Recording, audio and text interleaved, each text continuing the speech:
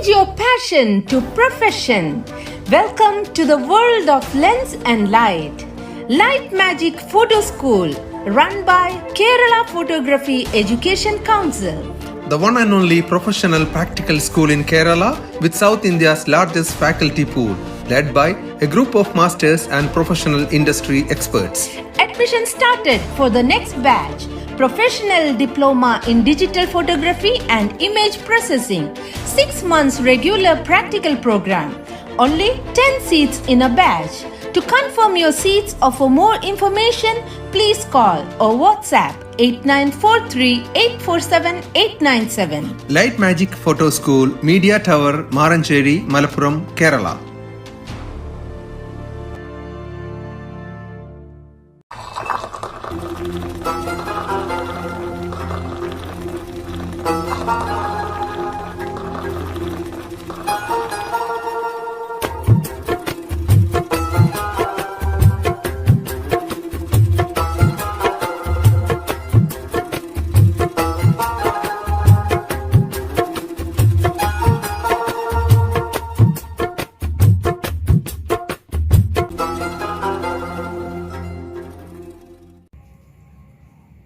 നമസ്കാരം. ഓട്ടുമാമാങ്കത്തിന്റെ മറ്റൊരധ്യായത്തിലേക്ക് എല്ലാ പ്രേക്ഷകർക്കും സ്വാഗതം.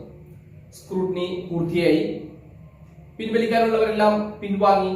പക്ഷേ മാറഞ്ചേരിയുടെ തിരഞ്ഞെടുപ്പ് രാഷ്ട്രീയ രംഗം രണ്ട് വ്യക്തികളെ ചുറ്റിപ്പറ്റി വളരെ സജീവമായ ചർച്ചകളിൽ മുന്നോട്ട് പോയിക്കൊണ്ടിരിക്കുന്നു, വിശേഷിച്ച് ഇടതുപക്ഷ രാഷ്ട്രീയ ചർച്ചകൾ. അതോടൊപ്പം തന്നെ UDF-നകത്തും ഒരു റിബൽ സ്ഥാനാർത്ഥി ജില്ലാ പഞ്ചായത്തിലേക്ക് മത്സരിക്കുന്നു. ആ സ്ഥാനാർത്ഥിയുടെ വിശദാംശങ്ങളൊക്കെ നമ്മൾ കഴിഞ്ഞ അധ്യായത്തിൽ പങ്കുവച്ചതാണ്. ഷാജി കാളിയത്തേൽ എന്ന കോൺഗ്രസിന്റെ മുതിർന്ന യുവനിരയിലെ ഏറ്റവും മുതിർന്ന നേതാക്കളിൽ ഒരാളാണ് റിബൽ സ്ഥാനാർത്ഥിയെ കൊണ്ട് ജില്ലാ പഞ്ചായത്തിലേക്ക് മത്സരിക്കുന്നത്. അതോടൊപ്പം മാറഞ്ചേരിയുടെ പഞ്ചായത്തിന്റെ പശ്ചാത്തലം എടുക്കുന്ന സമയത്ത് 3-ാം വാർഡിൽ CPI-യുടെ ഒരു സ്ഥാനാർത്ഥി CPM-ന്റെ സ്ഥാനാർത്ഥിക്കെതിരെ മത്സരിക്കുന്ന ഒരു കാഴ്ചക്ക് കൂടി നമ്മൾ സാക്ഷിയാവേണ്ടതുണ്ട്. അതിന്റെ വിശദാംശങ്ങൾ ഇന്നലെ ഏറ്റവും ഒടുവിലത്തെ റിപ്പോർട്ടിനകത്തും നമ്മൾ വിശദമായി തന്നെ ചർച്ച ചെയ്തു. 12-ാം വാർഡിനകത്ത് കോൺഗ്രസിന്റെ ബൂത്ത് പ്രസിഡന്റ് ലീഗ് നേതാവിനെതിരെയാണ് മത്സരിക്കുന്നത്. എന്നാൽ ഇതിൽ നിന്നൊക്കെ വളരെ വ്യത്യസ്തമായി ഏറെ പ്രാധാന്യമുള്ള, ഒരുപക്ഷെ കേരളത്തിലെ ഇത്തവണത്തെ ഇലക്ഷൻ ചരിത്രത്തിലെ ഏറ്റവും പ്രാധാന്യമുള്ള ഒരു വ്യക്തിത്വത്തെയാണ് ഇന്ന് നമ്മൾ അതിഥിയായി കൊണ്ടുവരുന്നത്. പുറമെ നിന്നല്ല, അതും മാറഞ്ചേരിയിൽ നിന്ന് തന്നെയാണ്. ഒരേ സമയം ജില്ലയിലേക്കും ബ്ലോക്കിലേക്കും മത്സരിക്കുന്ന ഒരു സ്ഥാനാർത്ഥിയാണ് ഇന്ന് നമ്മളോടൊപ്പം ഉള്ളത്, ശ്രീമാൻ കബീർ അമ്പാലത്ത്. കബീറും നേരത്തെ പറഞ്ഞ മറ്റു പലരെയും പോലെ തന്നെ രാഷ്ട്രീയത്തിൽ റിബൽ എന്ന രീതിയിൽ തന്നെ സ്ഥാനാർത്ഥി രംഗത്തുള്ള വ്യക്തിത്വമാണ്.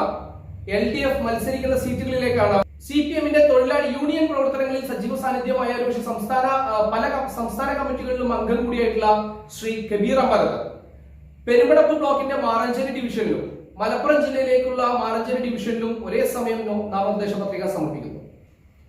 രണ്ടും പാർട്ടിയോടുള്ള ചില വിഷയങ്ങളിലെ അതൃപ്തിയാണ് ഇത്തരം ഒരു നോമിനേഷന് കാരണമായത്. പക്ഷെ രണ്ടും പിൻവലിക്കുന്ന സാഹചര്യം ഉണ്ടായില്ല. അവസാന ഘട്ട പല ചർച്ചകളും നടന്നു.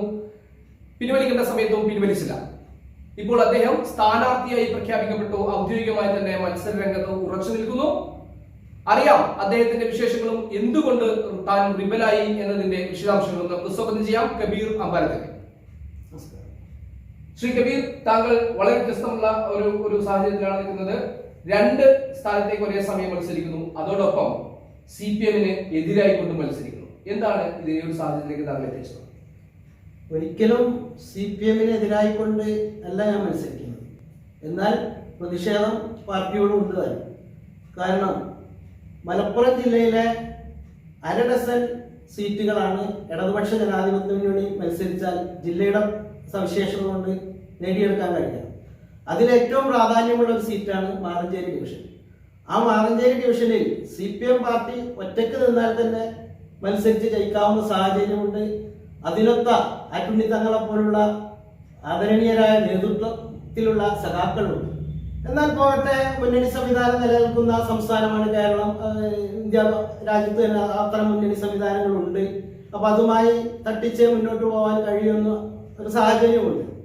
അങ്ങനെ വരുമ്പോൾ നമ്മൾ ഈ സീറ്റ് സ്വാഭാവികമായിട്ടൊരു ഘടകകക്ഷി എന്ന നിലയിൽ CPI-ക്ക് കൈമാറുമ്പോൾ CPM-നോട് അല്ലെങ്കിൽ മറ്റ് ഇടതുപക്ഷ ജനാധിപത്യ മുന്നണിയുടെ മറ്റ് കക്ഷികളോട് ആ ബഹുമാനം അംഗീകാരമൊക്കെ വെച്ചുകൊണ്ട് വേണം ഒരു സ്ഥാനാർത്ഥിയെ നിർത്താൻ. ഇത് നിലവിൽ ഞാൻ സംസാരിക്കുന്ന ഈ സമയത്ത് പോലും CPM-ന്റെ മൾട്ടിപർപ്പസ് ബാങ്കിന്റെ വൈസ് പ്രസിഡന്റായ സുബൈർ, എൻ്റെ പ്രിയപ്പെട്ട സുഹൃത്ത് സുബൈർ, കാരണം കരുണാബൈൻ ആൻഡ് പാലിയേറ്റീവിലൊക്കെ ഞങ്ങൾ ഒന്നിച്ച് വർക്ക് ചെയ്യുന്നവരാണ്, വ്യക്തിപരമായി നല്ല സൗഹൃദമുള്ളവരാണ്. എന്നാൽ തന്നെ നിലവിൽ അങ്ങനെ നിൽക്കുന്ന ഒരാള് CPI-യുടെ ഔദ്യോഗിക ചിഹ്നത്തിൽ CPI സ്ഥാനാർത്ഥിയായി മത്സരിക്കുന്നു. CPM-ന്റെ പാർട്ടി കേഡറായിട്ടുള്ള സുബൈർ പാർട്ടി കേഡർ എന്നുള്ളതിലപ്പുറം ഒരുപക്ഷെ കേഡർ എന്നുള്ള രീതി ചിലപ്പോൾ ഇല്ലായിരിക്കാം. എന്നാൽ പാർട്ടി കൊടുത്ത വൈസ് പ്രസിഡന്റ് സ്ഥാനം നിലനിർത്തിക്കൊണ്ട് മത്സരിക്കുന്നു. അത് ഒരു ജയത്തിനാണോ പരാജയത്തിനാണോ വകവെക്കുക. കാരണം സാധാരണ സഖാക്കളുണ്ട്, വെളിയങ്കോടും ആലഞ്ചേരിയും പെരുമ്പടപ്പും ഉൾക്കൊള്ളുന്നതാണ് ഈ ഡിവിഷൻ. അതുകൊണ്ട് തന്നെ ഇതിലെ സാധാരണ സഖാക്കളെ പറഞ്ഞ് ബോധ്യപ്പെടുത്താൻ പാർട്ടിക്ക് കഴിയുമോ? അതൊരു വല്ലാത്ത അസ്വസ്ഥത ഉണ്ടാക്കുന്നതാണ്.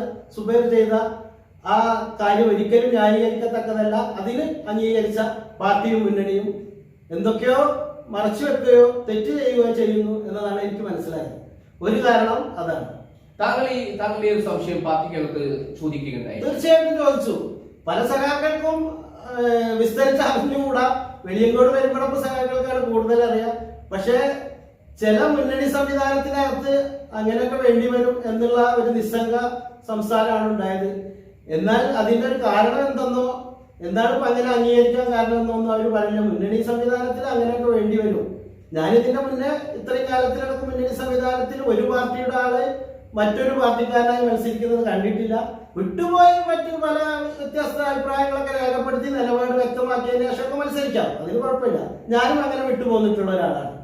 അപ്പൊ അതുകൊണ്ട് കുഴപ്പമില്ല. പക്ഷെ ഇത് ഈ സംശയം മനസ്സിലാവുന്നില്ല എന്റെ പാർട്ടിക്ക്.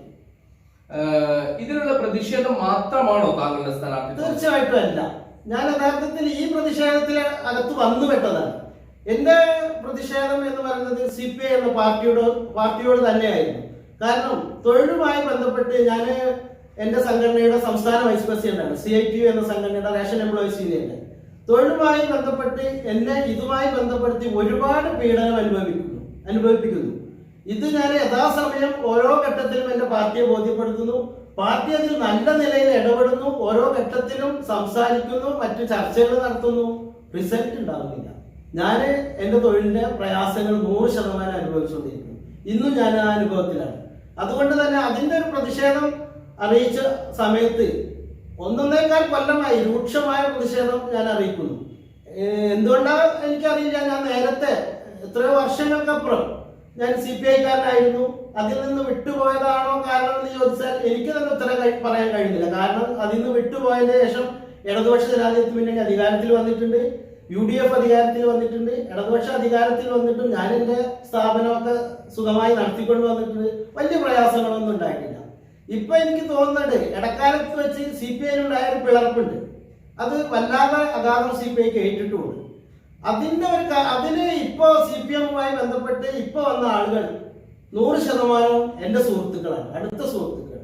ഇത് എന്റെ സമ്മർദ്ദം കൊണ്ടാണോ എന്ന് സംശയിക്കപ്പെടുന്നത്. CPI-യിൽ നിന്ന് ഒരു വിഭാഗം ആളുകൾ CPM-ലേക്ക് ഏതാണ്ട് നേരെ പകുതിയിലധികം വന്നത് താങ്കളുടെ ഇടപെടലാണെന്ന് CPI സംശയിക്കുന്നുണ്ടോ എന്ന് ഞാൻ സംശയിക്കുന്നു. ഇനി വേണമെങ്കിൽ അങ്ങനെ ആ അർത്ഥത്തില് അവരുടെ ഈ ഒരു വർഷത്തെ എന്നോടുള്ള സമീപനം വളരെ ക്രൂരമായിട്ടായിരുന്നു. ഇത് ഓരോ സമയത്തും ഞാൻ എന്റെ പാർട്ടിയെ ബോധിപ്പിച്ചിട്ടുണ്ട്, അവർക്ക് ബോധ്യപ്പെട്ടിട്ടുണ്ട്. അങ്ങനെ പ്രയാസം അനുഭവിക്കുന്ന ഇടപെട്ടിട്ടില്ല എന്നുള്ള പരാതിയില്ല. യഥാർത്ഥത്തിൽ എനിക്ക് ഇടപെട്ടിട്ടുണ്ട് എന്നുള്ളതാണ് ഇപ്പൊ എന്റെ പ്രയാസം. കാരണം ഇടപെട്ടിട്ടില്ലെങ്കിൽ ഇടപെട്ടിട്ടില്ല, നാളെ ഇടപെടുമല്ലോ, ഇടപെടാൻ സാധ്യതയുണ്ടല്ലോ എന്നൊക്കെ വേണമെങ്കിൽ എനിക്ക് വിചാരിക്കാം. ഇത് ഇടപെട്ടിട്ടും അതിന്റെ യഥാർത്ഥ ഗൗരവത്തിൽ റിസൾട്ടിലേക്ക് എത്തിയിട്ടില്ല. അപ്പൊ അവസാന സമയം ഞാനിത് സൂചിപ്പിച്ചപ്പോ ഈ തെരഞ്ഞെടുപ്പുമായി ബന്ധപ്പെട്ട് എന്തായാലും അവസാനിക്കും എന്നതാണ് എന്നോട് പറഞ്ഞത്. തെരഞ്ഞെടുപ്പുമായി ബന്ധപ്പെട്ട് അവസാനിക്കും എന്ന് മാത്രമല്ല, ഇടതുപക്ഷ ജനാധിപത്യ മുന്നണിയായി ഇവിടെ നിലനിൽക്കുന്നുണ്ടെങ്കിൽ താങ്കളുടെ വിഷയം അവസാനിച്ചിരിക്കുമെന്നാണ് എന്നോട് പറഞ്ഞത്. ഇവിടെ താങ്കളുടെ വിഷയം അവസാനിക്കപ്പെട്ടിട്ടില്ലെങ്കിൽ ഇവിടെ ഇടതുപക്ഷ ജനാധിപത്യ മുന്നണി നിലവിലുണ്ടാവില്ല എന്നാണ് അവർ പറഞ്ഞത്. അതായത് താങ്കളുടെ വിഷയം എന്നാണ് ഞാൻ വിശ്വസിക്കുന്നത്. കാരണം എന്നോട് പറഞ്ഞാൽ എനിക്ക് തെളിവായി കാണിക്കാനുള്ള എന്റെ മകന്റെ എന്തെങ്കിലും ഒരു സാധാ ഫോണുള്ള ഒരു മനുഷ്യനാണ്. അതിൽ വലിയ താല്പര്യങ്ങളോ അറിവോ ഇല്ലാത്ത ഒരാളാണ്. എന്റെ മകന്റെ ഫോണിൽ അതിന്റെ സാക്ഷ്യപത്രം തന്നെ കിടക്കുന്നുണ്ട്. അപ്പോ ഇപ്പോഴത്തെ അവസ്ഥയിൽ ഇടതുപക്ഷ ജനാധിപത്യ മുന്നണി അഥവാ LDF നിലവിലില്ലാത്തതാണ് താങ്കളുടെ പ്രശ്നങ്ങൾ പരിഹരിക്കാത്തതിന്റെ കാരണം എന്ന് പറയാൻ കഴിയുമോ?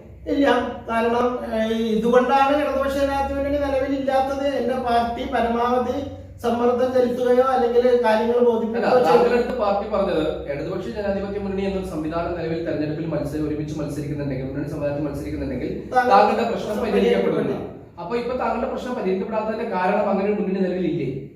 ഇല്ല എന്ന് ഞാൻ വിശ്വസിക്കുന്നു. കാരണം എന്ന് പറഞ്ഞാല് തീർച്ചയായിട്ടും എന്നോട് പറഞ്ഞത് ഇത്രയും വിഷയങ്ങൾ ക്ലിയർ ചെയ്യാതെ പോകുന്ന സമയത്ത് നമ്മളെ ബഹുമാനിയുടെ MLA അടക്കം ബഹുമാനപ്പെട്ട സ്പീക്കർ അടക്കം അതിൽ സംസാരിച്ചിട്ടുണ്ട്. എല്ലാവരും ഉത്തരവാദിത്വത്തോടു കൂടി സംസാരിച്ചിട്ടുണ്ട്.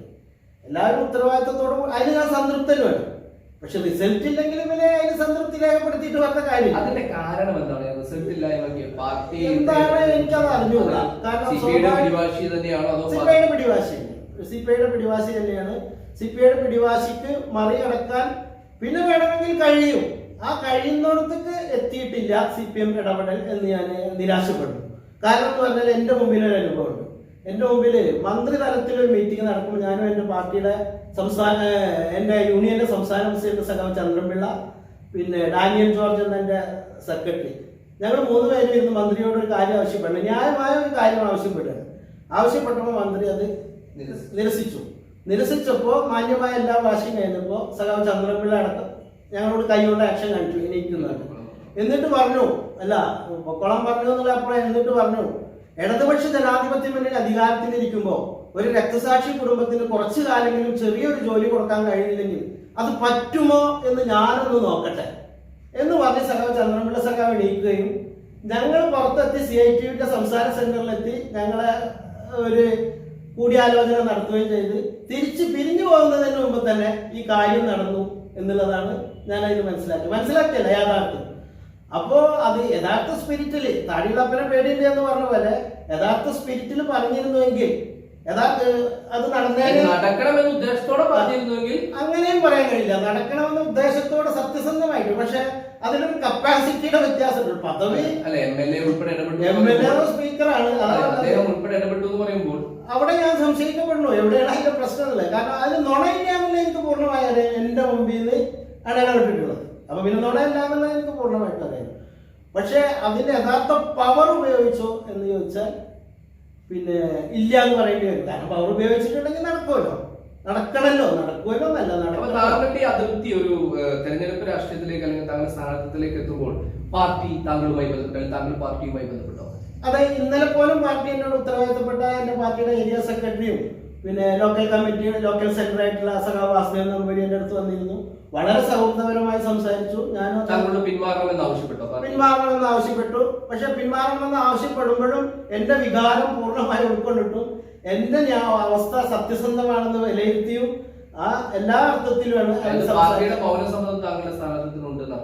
ഞാൻ അങ്ങനെ പറയുള്ളൂ. കാരണം എനിക്ക് അങ്ങനെയല്ല പറയാൻ കഴിയുള്ളൂ. കാരണം എന്റെ കാര്യം ഇങ്ങനെ നിരസിക്കപ്പെട്ടു പോയിട്ടുണ്ടെങ്കിൽ എന്തായാലും ഇടതുപക്ഷ കിട്ടേണ്ട ന്യായമായ ചില അവകാശങ്ങൾ അത് പാർട്ടിക്ക് നേടിത്തരാൻ കഴിയാത്തതിന് നിരാശയാണ് പൗരസമ്മതം എന്ന് പറയാൻ കഴിയുമോ?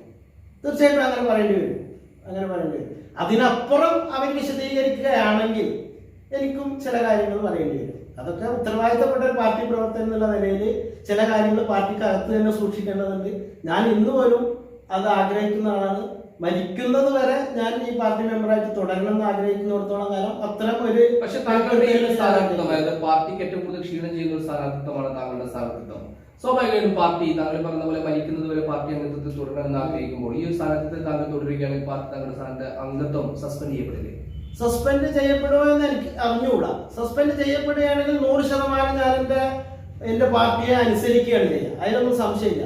പക്ഷെ എനിക്ക് തിരിച്ച് ചില ചോദ്യങ്ങൾ ചോദിക്കേണ്ടി വരും. അത് പാർട്ടിക്ക് അകത്തായിരിക്കും. പക്ഷെ അതുങ്ങൾ അകത്തും പുറത്തും കണക്കാക്കിയ പൊതുസമൂഹം എന്താ അതിന് പറയാ എന്നുള്ളൊരു ചോദ്യം വരും. അതിനുവേണ്ടി ഞാൻ ഒരൊറ്റ കാര്യം മാത്രം പറയുന്നത്, കഴിഞ്ഞ തെരഞ്ഞെടുപ്പിന് CPIക്ക് അനുവദിച്ച വാർഡായിരുന്നു 5ാം വാർഡ്. ആ 5ാം വാർഡിൽ മത്സരിച്ചത് റിബലായിരുന്നു. റിബൽ എന്ന് പറഞ്ഞ CPM മെമ്പർ ആയിട്ടുള്ള റിബൽ.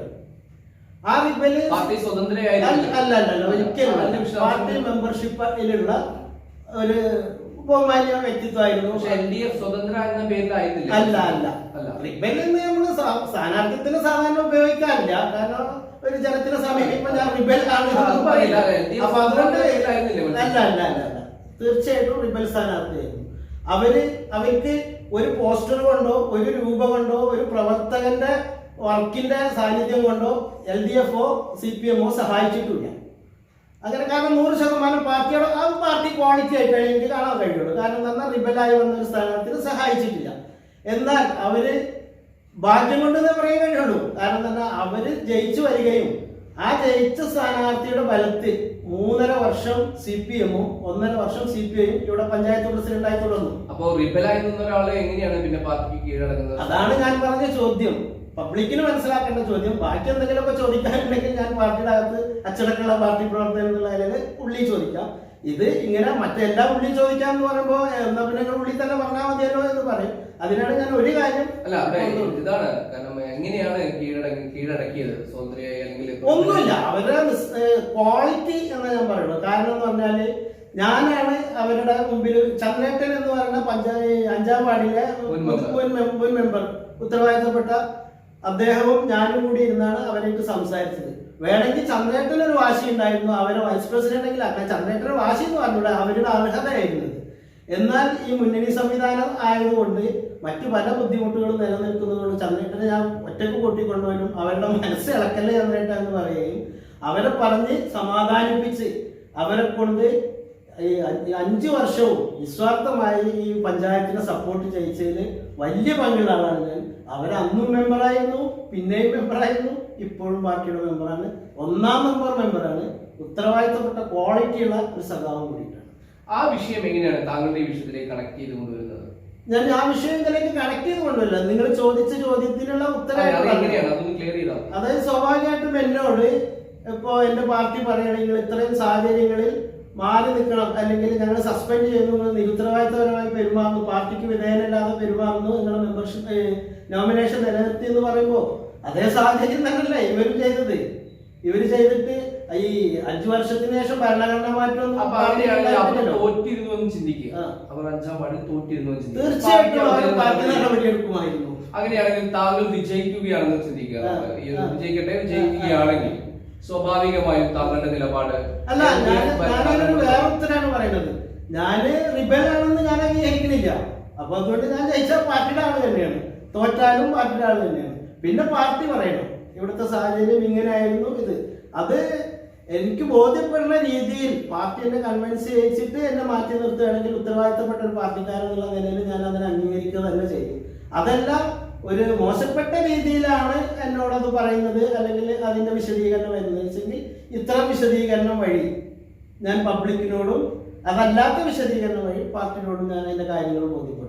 താങ്കൾ പാർട്ടിക്ക് അധീനനാണെങ്കിൽ പാർട്ടി സഖാവായി തന്നെയാണ് വിജയിക്കുകയാണെങ്കിൽ തോൽക്കുകയാണെങ്കിൽ എന്ന് പറയുന്നത്. അങ്ങനെയാണെങ്കിൽ താങ്കൾ ജില്ലാ കാൻഡിഡേറ്റ് ആയിട്ട് അപേക്ഷ നൽകിയിട്ടുണ്ടെങ്കിൽ പോലും ഒരു പക്ഷേ ജില്ലയിലെ UDF റിബൽ സ്ഥാനാർത്ഥിയെ സപ്പോർട്ട് ചെയ്യാനുള്ള ഒരു സാധ്യതയുണ്ട് എന്നൊരു വർത്തമാനം കിട്ടുന്നു. അതിന്റെ വാസ്തവം അതിന് ഞാനും അതിനെ കുറിച്ച് ചിന്തിക്കുന്നുണ്ട്. കാരണം എന്ന് പറഞ്ഞാൽ ആക്സിഡന്റലി വന്നു പെട്ടതാണ് ജില്ലയിൽ എന്ന് ഞാൻ പറഞ്ഞില്ല. ആക്സിഡന്റിൽ തുടങ്ങി വെച്ചത് ജില്ലയിലാണെങ്കിലും എന്നെ ശത്രുവായി കണ്ട് എന്നെ ഉപദ്രവിക്കാനുള്ള ടൂള് ബ്ലോക്ക് പഞ്ചായത്തിൽ നേരിട്ട് വന്നപ്പോൾ സ്വാഭാവിക സാധാരണ മനുഷ്യൻ എന്നുള്ള നിലയ്ക്ക് എന്റെ പ്രതികാര ബുദ്ധി അങ്ങോട്ട് ബ്ലോക്കിലേക്ക് താഴ്ന്നു വന്നു.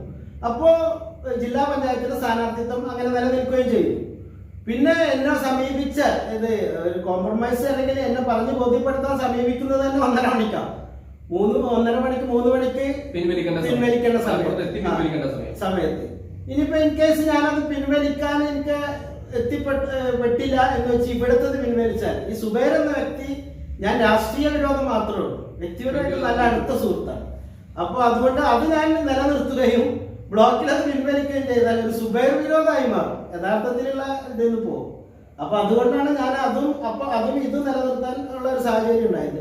ഇനി ആ ഒരു പ്രതിഷേധം നിലനിർത്താൻ, ജില്ലയിലുള്ള ഒരു പ്രതിഷേധം നിലനിർത്താൻ ഞാൻ നേരത്തെ സൂചിപ്പിച്ച ഒരു പേരുകാരനെ പോലെ ആറ്റുണി തങ്ങളെ പോലെ വ്യത്യസ്തമായ രാഷ്ട്രീയ അഭിപ്രായം ഉള്ളപ്പോഴും ഷാജി എന്ന കഥാപാത്രം നല്ല പെർഫെക്റ്റ്ലി ജെന്റിൽമാൻ അങ്ങനെ എനിക്ക് ഉപയോഗിക്കാൻ കഴിയുള്ളൂ.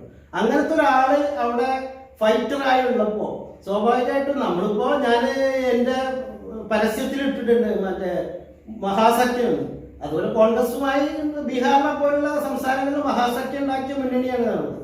അത്തരത്തില് ഈ സ്വാഭാവികമായിട്ട് അവിടെ നല്ല സമർത്ഥനായിട്ടുള്ള ഒരാളുള്ളപ്പോ എനിക്ക് ബ്ലോക്കിലേക്ക് ജില്ലയിലേക്ക് മത്സരിക്കുന്ന ഇടതുപക്ഷ സ്ഥാനാർത്ഥി സമർത്ഥനല്ല എന്നാണോ പറയുന്നത്? തീർച്ചയായിട്ടും സമർത്ഥനല്ല, സമർത്ഥനല്ല, സത്യസന്ധനുമല്ല, ഇൻഡിവിജ്വൽ എന്ന് ഞാൻ പറഞ്ഞില്ല, രാഷ്ട്രീയ വ്യഭിചാരം അങ്ങനെ പറയുള്ളൂ. സുബൈർ എന്ന വ്യക്തി സാമ്പത്തികമായിട്ടോ അല്ലെങ്കിൽ മറ്റിടപാടുകളിലോ ഒക്കെ വൃത്തിയുള്ള മനുഷ്യനാണ്.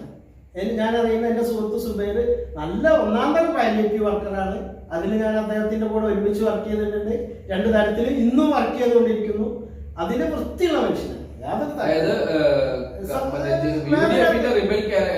കാൻഡിഡേറ്റിനേക്കാൾ ഒരു സ്ഥാനാർത്ഥി എന്ന രീതിയിൽ ക്വാളിറ്റി കുറവാണ് LDF. പോരാ സ്ഥാനാർത്ഥി എന്നുള്ള കപ്പാസിറ്റി പോരാ, ഉപയോഗിക്കേണ്ട രീതികളൊന്നും അറിഞ്ഞുകൂടാ.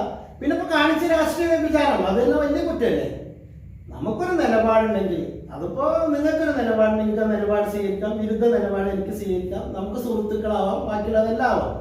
പക്ഷെ നിലപാടിന് വിരുദ്ധമായിട്ട് ഉള്ള ഒരു ഏർപ്പാട്, അതായത് ഷാജി കളയത്തിന്റെ പ്രചരണ രംഗത്ത് കബീർ അമ്പാലത്തിന് നമുക്ക് സജീവമായി കാണാൻ കഴിയും, പ്രതീക്ഷിക്കാം. ഞാനൊരു തൊഴിലാളി, അതായത് ഒരു കുടുംബം കൊണ്ടു നടക്കുന്ന ഒരാളാണ്. അപ്പൊ എന്റെ സമയം ഉപയോഗിച്ചുകൊണ്ട് ഞാന് അതിന് തീർച്ചയായിട്ടും ഷാജിക്ക് സ്വാഭാവികമായും പാർട്ടി താങ്കൾക്കെതിരെ ആ വിഷയത്തിൽ നടപടി സ്വീകരിക്കില്ല. താങ്കൾ നേരത്തെ 5-ാം വാർഡിലെ കാര്യം ഉദാഹരിച്ചപ്പോൾ അവരൊരിക്കലും മറ്റൊരു പാർട്ടിയുടെ സ്ഥാനാർത്ഥിക്ക് ഒപ്പം പോയിട്ടില്ല. അല്ല, ഷാജി മറ്റൊരു പാർട്ടിയുടെ സ്ഥാനാർത്ഥിയല്ല, സ്വതന്ത്രനായിട്ട് കാണുന്നത്. മഹാസഖ്യം ഞാൻ ഞാനത് റിക്വസ്റ്റ് ചെയ്യും. കാരണം എന്ന് പറഞ്ഞാൽ ഒരുപാട് അസംതൃപ്തി ഉണ്ടാവും ഈ നാട്ടിൽ വിവിധ തലങ്ങളിൽ. ഒരു സ്ഥാനാർത്ഥി ഇപ്പൊ ഞാൻ എന്റെ ഒരു പരസ്യത്തിലിട്ടത് എന്റെ സഖാവ് നിലനിർത്തിക്കൊണ്ടാണ്. എന്റെ ചെങ്കൊടി എന്റെ തോളിൽ തന്നെയുണ്ട്. അതുപോലെ തന്നെ എന്റെ സഖാവും എന്റെ ചെങ്കൊടിയും ഉള്ളതുപോലെ തന്നെ ഇടതുപക്ഷ പ്രവർത്തകനാണ് ഞാനത് വെളിപ്പെടുത്തിക്കൊണ്ടാണ്. എന്നിട്ട് ഞാൻ വോട്ട് ചോദിക്കുകയാണ്. അതിൽ അസംതൃപ്തനായ BJP-കാരനോ അല്ലെങ്കിൽ SDPI-കാരനോ മറ്റേ ഏതൊരു കക്ഷി, കോൺഗ്രസ്സുകാരനോ ലീഗുകാരനോ ആർക്ക് വോട്ട് ചെയ്യാനോ ഞാൻ ഇന്നതാണ് എന്ന് പറഞ്ഞിട്ടാണ്. അല്ലാണ്ട് ഞാൻ നാളെ SDPI ആവാം, നിങ്ങൾ പറഞ്ഞുകൊണ്ട് തർക്കമില്ലാത്ത ആളുകളാണ്, അല്ലെങ്കിൽ നാളെ ജമാഅത്ത് ഇസ്ലാമിയുടെ അല്ലെങ്കിൽ ജമാഅത്ത് ഇസ്ലാമി പതൊരു വിവാദമുള്ള മറ്റേ വെൽഫെയർ പാർട്ടി, ഞാൻ ജമാഅത്തിനെന്ന് പറയുന്നില്ല, മറ്റേ വെൽഫെയർ പാർട്ടി പോലുള്ള കക്ഷിയുടെ മെമ്പർമാർക്ക് ഇയാള് കൊള്ളാം, ഇയാള് പറഞ്ഞ കൊള്ളാം അങ്ങനെ പറയുമ്പോഴും അവരുടെ വിദ്യാർത്ഥത്തിന് ഞാൻ പോകണ്ടല്ലോ. ഞാൻ എന്റെ ചെങ്കൊടി തോളത്ത് വെച്ച് സഖാവ് നിലനിർത്തിക്കൊണ്ട് ഇടതുപക്ഷ പ്രസ്ഥാനത്തിന്റെ വക്താവാണ് എന്ന് പറഞ്ഞുകൊണ്ട് ഞാൻ മഹാസഖ്യത്തിന്റെ ഭാഗമായിക്കൊണ്ട് മത്സരിക്കുന്നു. അങ്ങനെ മത്സരിക്കുമ്പോൾ ആരുടെ വോട്ടും എനിക്ക് എന്താണ് സ്വീകരിക്കാം. അതിലൊരു തടസ്സം, ഒരു ഉത്തരം പറയാനുള്ള ബാധ്യതയും എനിക്ക് വരില്ല. എനിക്ക് അഥവാ റിസൾട്ട് വന്നാൽ അതിനനുസരിച്ച് പ്രവർത്തിക്കാം. പിന്നെ എല്ലാവരും എക്സ്പെക്ട് ചെയ്തുകൊണ്ട് തന്നെയാണ് നമ്മൾ അങ്ങനെ ചെയ്യുന്നത്. ബ്ലോക്കിലേക്ക് താങ്കൾ മത്സരിക്കുമ്പോൾ താങ്കൾ നേരിടേണ്ടി വരുന്നതും ഇടതുപക്ഷത്തിന്റെ എന്ന വാക്ക് തന്നെ ഉപയോഗിക്കാനാണ് കേൾക്കുന്നത്. ഇടതുപക്ഷത്തിന്റെ എന്നുള്ളതാണ് ഔദ്യോഗികമായി ഉപയോഗിക്കുന്നത്. അതുകൊണ്ട് ഞാൻ അത് ഉപയോഗിക്കുന്നത്. ഒരു കാൻഡിഡേറ്റിനെയാണ് CPI-യുടെ LC സെക്രട്ടറി കൂടിയാണ്. രാഷ്ട്രീയ രംഗത്ത് ഒന്ന് നോക്കുമ്പോൾ മോശമില്ലാത്ത ഒരു സ്ഥാനമാണ് LC സെക്രട്ടറി. സ്വാഭാവികമായും താങ്കൾ പ്രതീക്ഷിക്കുന്ന വോട്ടുകൾ ഏത് തരത്തിലാണ്? ഞാൻ പ്രതീക്ഷിക്കുന്നത് എന്റെ CPM വോട്ടുകൾ, CPM എന്ന പാർട്ടിയുടെ യങ് ബെൽറ്റ് വോട്ടുകൾ 100%. തെറ്റിദ്ധരിക്കപ്പെട്ടു പോകുന്ന കുറച്ച് വോട്ടുകൾ ഉണ്ടാവാം സ്വാഭാവികമായിട്ടും. ഇടതുപക്ഷത്തിന്റെ ഒരു ചിഹ്നം അവിടെ ഉണ്ട്, വർഷങ്ങളായിട്ട് നിലനിൽക്കുന്ന ഒരു ചിഹ്നം. ആ ചിഹ്നത്തിന് തെറ്റിദ്ധരിക്കപ്പെട്ടു പോകുന്ന വോട്ടുകൾ ഒഴിച്ച് ബാക്കി എന്റെ ഇടതുപക്ഷത്തിന്റെ വോട്ടുകൾ മുഴുവൻ ഞാൻ പ്രതീക്ഷിക്കുന്നു. അതുപോലെ തന്നെ ഞാൻ നേരത്തെ പറഞ്ഞ അസംതൃപ്തരുടെ വോട്ടുകൾ, പിന്നെ സ്ഥാനാർത്ഥിനെ വിലയിരുത്തിക്കൊണ്ട്, ഞാനിപ്പോ മാനന്തേരിക്കാരനാണ്, എന്നെ അറിയാലോ. അപ്പൊ അതുകൊണ്ട് തന്നെ എതിർ സ്ഥാനാർത്ഥിയുടെ എത്ര കാലമായി ഇവിടെ ഉണ്ടെന്നും എവിടെയായിരുന്നു എങ്ങനെയായിരുന്നു എന്നുള്ളതൊക്കെ വിലയിരുത്തട്ടെ. അതുപോലെ തന്നെ കോൺഗ്രസിന്റെ സ്ഥാനാർത്ഥിന് ആരും ഞാൻ തള്ളി പറയുന്നില്ല, വ്യക്തിപരമായിട്ട് തള്ളി പറയുന്നില്ല. ഈ LDF സ്ഥാനാർത്ഥിനെ പക്ഷേ എനിക്ക് എന്റെ പേഴ്സണലായിട്ട് തള്ളി പറയേണ്ടി വരും. അതും ഞാനിവിടെ ഉപയോഗിക്കുന്നില്ല. അത് ഇങ്ങനത്തെ ഒരു വേദിയിലാവുമ്പോൾ അത് ആ ഒരു തലത്തിൽ ഒരു ക്വാളിറ്റി ഇല്ലാത്ത വർത്താനായി പോകും. അതുകൊണ്ട് അത് ഞാൻ അങ്ങനെ പറയുമ്പോൾ ഉപയോഗിക്കുന്നില്ല. അവർ വിലയിരുത്തട്ടെ, പബ്ലിക് CPI സ്വാഭാവികമായും LDF-നകത്ത് ഈ ഒരു വിഷയത്തിൽ സമ്മർദ്ദം ചെലുത്തേണ്ടതില്ല, അല്ലെങ്കിൽ ചെലുത്തിയിട്ടുണ്ടാവില്ല. കാരണം CPI-യുടെ LC സെക്രട്ടറിക്കെതിരെയാണ് CPM-ന്റെ മെമ്പറായിട്ടുള്ള താങ്കൾ മത്സരിക്കുന്നത്. അത് നിലവിൽ കഴിഞ്ഞ തെരഞ്ഞെടുപ്പ് തീരുമാനിക്കുന്ന അല്ലെങ്കിൽ സ്ഥാനാർത്ഥി പട്ടികകൾ അന്തിമ പട്ടിക പ്രസിദ്ധീകരിക്കുന്നത് വരെ CPI-CPM തർക്കങ്ങൾ നിലനിൽക്കുന്ന ഒരു സാഹചര്യം നമ്മുടെ പരിസര പ്രദേശങ്ങളിൽ ഉടനീളം ഉണ്ടായിരുന്നു, പ്രത്യേകിച്ച് പൊന്നാനി മണ്ഡലത്തിൽ ഉടനീളം ഉണ്ടായിരുന്നു. ആ പ്രശ്നങ്ങൾ പരിഹരിക്കപ്പെട്ടില്ല അല്ലെങ്കിൽ പെട്ടിട്ടില്ല എന്നുള്ളത് പബ്ലിക്കിന് മുമ്പിൽ അവതരിപ്പിക്കലാണ് താങ്കളുടെ സ്ഥാനാർത്ഥിത്വം CPI ആരോപിക്കുന്നത്. അല്ല, ഒരിക്കലുമല്ല. CPI-നെ സംബന്ധിച്ച് നിങ്ങൾ ജില്ലാ പഞ്ചായത്ത് മൊത്തത്തിലൊന്ന് വിലയിരുത്തിക്കോളൂ. എന്താണ് ഇപ്പൊ അവർ ചെയ്തിരുന്നത്? ഷമീറ കളയടത്ത് എന്ന് പറഞ്ഞ ജില്ലാ പഞ്ചായത്ത് മെമ്പർ സാമാന്യം നന്നായി വർക്ക് ചെയ്തൊരു മെമ്പറാണ്. അവര് നിലനിൽക്കുമ്പോൾ അവരെ മാറ്റേണ്ട സാഹചര്യം എന്താണ്ടായിരുന്നത്? അവര് വനിത അവര് തീർച്ചയായിട്ടും രണ്ടാമത്തെ അവർക്ക് കൊടുക്കുകയായിരുന്നെങ്കിൽ CPI മൂല്യം ഉയരേണ്ടാവാം. ഒരു ജനറൽ സീറ്റിൽ ഒരു വനിതനെ വീണ്ടും മത്സരിപ്പിക്കുന്നു എന്നില്ല. അതുപോലെ തന്നെ മെഹ്റാലി എന്ന കഥാപാത്രം എന്റെ ഇഷ്ടക്കാരൻ, എന്റെ ബ്രദർ മെഹ്റാലി ഉപ്പ എന്റെ കല്യാണത്തിന് ഒരു മോദരടക്കം സമ്മാനിച്ചാണ്. ഞാൻ ഈ ഇതുപോലുള്ളൊരു വേദിയിലൊക്കെ പറയുന്നത് അത്ര ഇഷ്ടക്കാരൻ എന്നുള്ളത്. മെഹ്റാലി എന്നാണ് എത്തിയത്? എത്ര CPI ഇവിടെ ഉണ്ടായിരുന്നു ഇല്ലേ? എന്നാണ് മെഹ്റാലിക്ക് സീറ്റ് കൊടുക്കാനും പരിഗണിച്ചത്? മൊയ്തീൻ എന്ന കഥാപാത്രത്തിന്റെ അടുത്തൊരു സുഹൃത്ത് എന്നെല്ലാം ഒരു 4 ദിവസം കൊണ്ട് അദ്ദേഹത്തെ ഇല്ലായ്മ ചെയ്തു എന്ന് പറയാം. ഇനി അങ്ങനെ ഒരു പാരവെപ്പ് രാഷ്ട്രീയമാണ് CPI കളിച്ചിരുന്നതെങ്കിൽ അല്ലെങ്കിൽ കളിക്കുന്നതെങ്കിൽ സ്വാഭാവികമായിട്ടും മൊയ്തീനെ 12ാം വാർഡിൽ മത്സരിപ്പിച്ച് അത്യാവശ്യം ഒരു ബേസിൽ അവിടുന്ന് ജയിപ്പിച്ചെടുക്കുകയും മെഹ്റാലിനെ ഈ ബ്ലോക്ക് സീറ്റിൽ മത്സരിപ്പിക്കുന്ന രാഷ്ട്രീയ വിവേകമേധാവുമായി. പിന്നെ MK സലീം എവിടെ? സലീമിനെ കാണാനില്ലല്ലോ. സലീം പ്രിയപ്പെട്ട സുഹൃത്താണ് സലീമും. സലീമിന് 100% അർഹതല്ലാണ്. ഈ നിലവിൽ ഇപ്പൊ ഇങ്ങനെ പരീക്ഷിക്കപ്പെടുമ്പോ ഏത് നിലവിൽ പുതിയ മുഖങ്ങളെ പരീക്ഷിക്കുക പുതിയ മുഖങ്ങളെ സഖാ വിജയനെ പോലുള്ള ആളുകളില്ലേ അടുത്തിടെ മാത്രം ഇന്നും CPM നിലനിൽക്കുമ്പോ പിന്നെ ഇന്നലെ വന്ന വിജയനല്ലേ അതിന് സീനിയോറിറ്റി വരിക? ഇന്ന് CPM നിലനിൽക്കുന്ന ഒരു സ്ഥാനാർത്ഥിയെ CPI-കാരനായിട്ട് പ്രസന്റ് ചെയ്യുമ്പോ ഇന്നലെ വന്ന വിജയനല്ലേ സീനിയർ? അങ്ങനെ അതിനേക്കാൾ നല്ലത് അല്ല, മറ്റൊരു ക്വാളിറ്റി കൂടി അതുണ്ട്. വിജയൻ എന്ന് പറഞ്ഞ സഖാവ് നിലപാട് വ്യക്തമാക്കിയാണ്. ഞാൻ CPM അല്ല, മാത്രമല്ല അപ്പുറത്ത് പോയി ജോയിൻ ചെയ്ത് ഞാൻ CPI ആണ്. രണ്ടും ജനത്തിനെ ബോധ്യപ്പെടുത്തിയാണ്. ഇത് നേരം എടുത്ത് സ്ഥാനാർത്ഥിത്വം വിജയനായിരുന്നു ജില്ലാ പഞ്ചായത്തിലേക്ക് മത്സരിക്കുന്ന CPI-യുടെ കാൻഡിഡേറ്റ് എങ്കിൽ താങ്കൾ? എന്റെ നിലപാട് തുടക്കത്തിൽ ഈ സുബൈർ എന്നുള്ള അർത്ഥത്തിലല്ല. ഇപ്പോഴത്തെ സാഹചര്യത്തിൽ വിജയൻ ഒരു പക്ഷേ ഇതിനേക്കാൾ ബുദ്ധിയുള്ള ഒരു മനുഷ്യനാണെന്ന് ഞാൻ മനസ്സിലാക്കുന്നതുകൊണ്ട് ഈ വിഷയം അവസാനിക്കപ്പെട്ടിട്ടുണ്ടാവും മാന്യമായി. ഞാൻ പിൻവലിക്കുക വിജയന് വേണ്ടിയിട്ട് എന്നുള്ള അർത്ഥത്തിലല്ല. എന്റെ വിഷയം അവസാനിച്ചിട്ടുണ്ടാവും, വിജയന്റെ സ്ഥാനാർത്ഥിത്വം നിലനിൽക്കുന്നുണ്ടാവും. അങ്ങനെയാണ് ഞാൻ ആ വിഷയത്തിനെ കാണുന്നത്. കാരണം പറഞ്ഞാൽ വിജയൻ കുറച്ചും കൂടി അപ്പൊ അതുപോലുള്ള എത്രയോ ആളുകളെ, എത്രയോ വർക്കേഴ്സിനെ അവഗണിച്ചുകൊണ്ട് നിർത്തുന്ന സ്ഥാനാർത്ഥിത്വം. ഇത് എന്ത് ബുദ്ധി എന്നാണ് CPI കാണിക്കുന്നത്? എന്ത് ബുദ്ധി എന്നാ പറയാം? പിന്നെ ഓരോരുത്തരുടെ നിലപാടാണ്, ഓരോരുത്തരുടെ സ്വാതന്ത്ര്യമാണ്, അവരുടെ കക്ഷിയുടെ നിലപാടുകൾ. അതിൽ നമുക്ക് ചോദ്യം ചെയ്യാനൊന്നും നടക്കുന്നില്ല.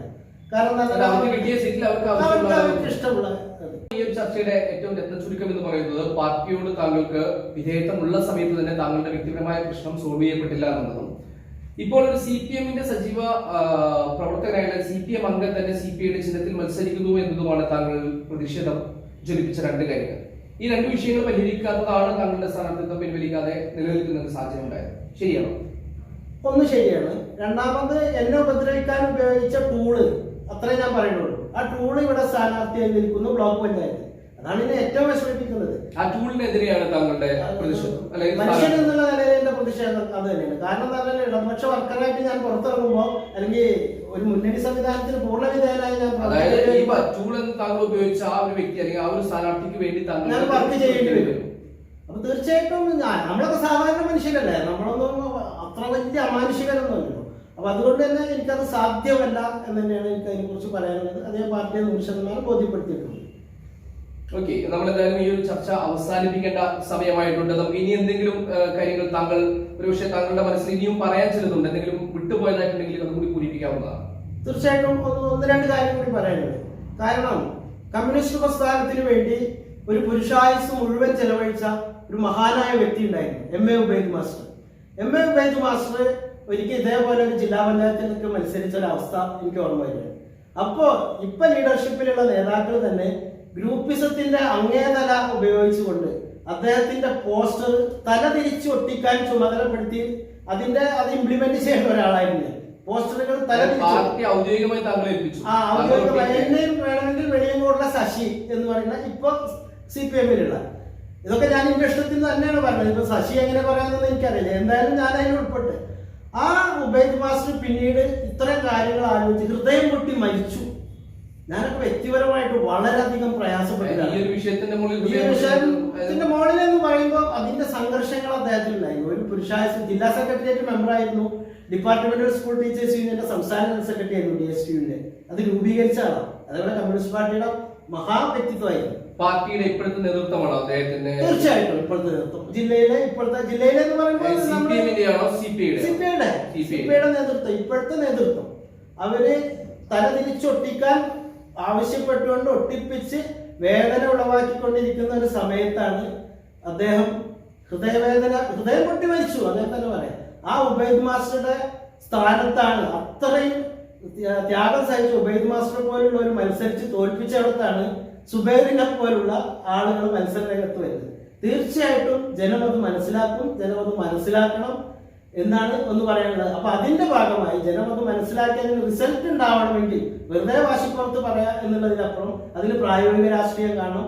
അങ്ങനെ വരുമ്പോൾ സ്വാഭാവികമായിട്ടും ഷാജി കാളിയത്തെ എന്നെ വോട്ട് ചെയ്ത് വിജയിപ്പിച്ചാലേ അത് നടപ്പാവാൻ സാധിക്കുകയുള്ളൂ. അതുകൊണ്ട് പ്രിയപ്പെട്ട വോട്ടർമാരെ, നിങ്ങളുടെ വിലയേറിയ ഓരോ വോട്ടുകളും ജില്ലാ പഞ്ചായത്തിലേക്ക് എന്റെ പ്രിയപ്പെട്ട സ്നേഹിതൻ ഷാജി കാളിയത്തിന് നൽകിക്കൊണ്ട് അദ്ദേഹത്തെ വിജയിപ്പിക്കണം.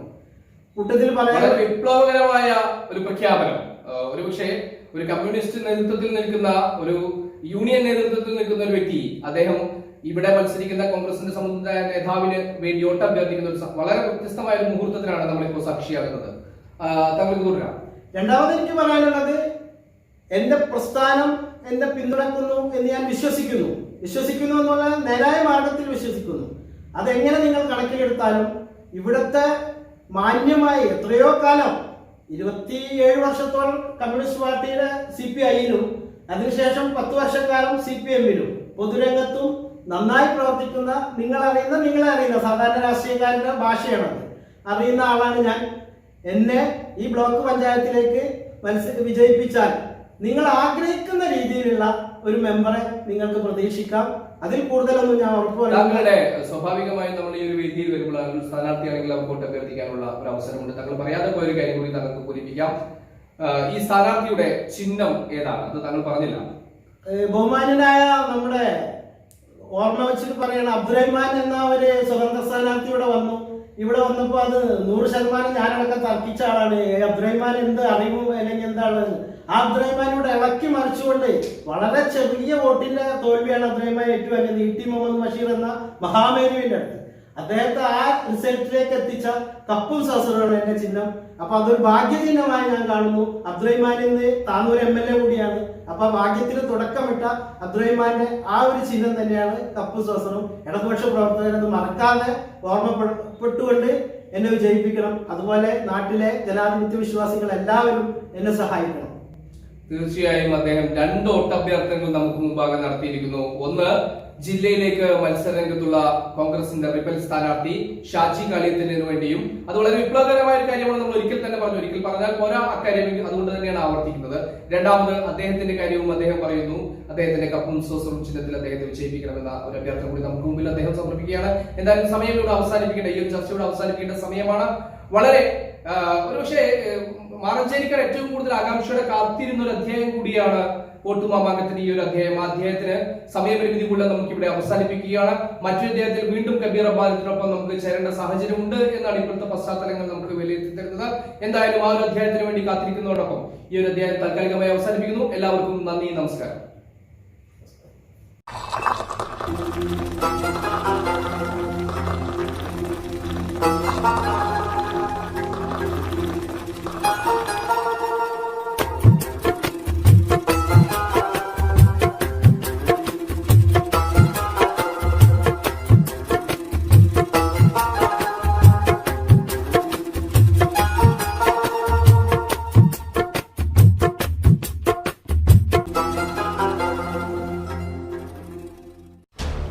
Change your passion to profession. Welcome to the world of lens and light. Light Magic Photo School, run by Kerala Photography Education Council. The one and only professional practical school in Kerala with South India's largest faculty pool, led by a group of masters and professional industry experts. Admission started for the next batch. Professional Diploma in Digital Photography and Image Processing. 6 months regular practical program. Only 10 seats in a batch. To confirm your seats or for more information, please call or WhatsApp 8943 847 897. Light Magic Photo School, Media Tower, Marancheri, Malappuram, Kerala.